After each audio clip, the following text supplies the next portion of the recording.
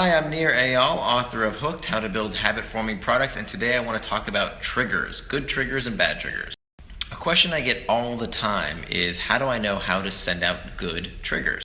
Quick refresher in case you haven't had a chance to check out my book, there are two types of triggers, internal triggers and external triggers. External triggers are things that tell us what to do next. Click here, buy now, play this, a friend telling you through word of mouth about a great new product you should try out. Those are all examples of external triggers, but maybe even more important when it comes to forming habits is creating an association with an internal trigger. Internal triggers are things where the information for what to do is stored as a memory or an association inside the user's head.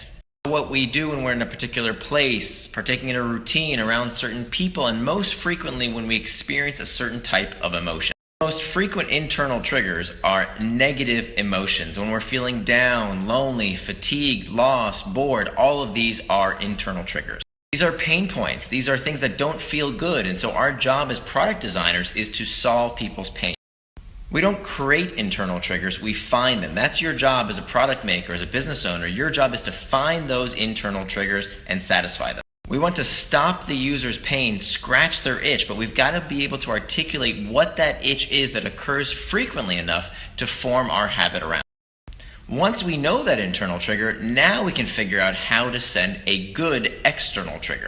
One of the mistakes I see companies making all the time is not considering the internal trigger when sending out the external trigger. The difference between an external trigger that feels like spam and one that feels like magic is one word. And that word is context.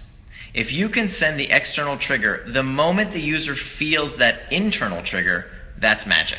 That's your challenge as a product designer. How can you fix the user's problem? How can you cater to that pain point the moment they're most likely to feel that itch? There are so many things we can do today to send people a notification, send an external trigger when they're most likely to need our product or service. We can use calendar information, we can use geolocation, we can use good old common sense around when someone's most likely to need our product.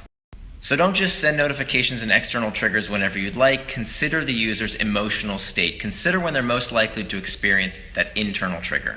Thanks for watching, good luck, and send me more questions over Facebook, over Twitter, right here on Snapchat, and you can always find me at nearandfar.com.